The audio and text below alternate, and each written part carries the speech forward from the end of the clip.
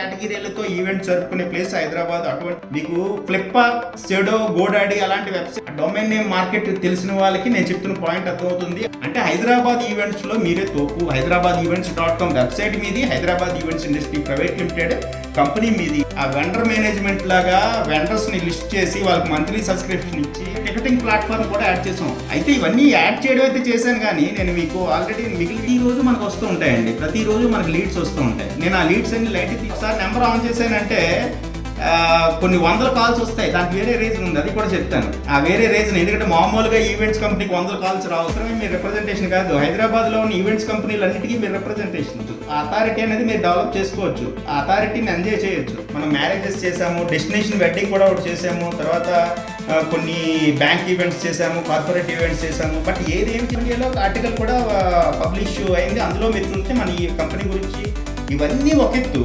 ఇప్పుడు నేను చెప్పబోయేది ఒక ఎత్తు. ఒక యాంకర్ సుమా కానివ్వండి, లేదంటే యాక్టర్ నాని కానివ్వండి, యాక్ట్రెస్ అనుష్క కానివ్వండి, ఈ హీరో గురించి, ప్రతి హీరోయిన్ గురించి మనకు వస్తూ ఉంటాయి.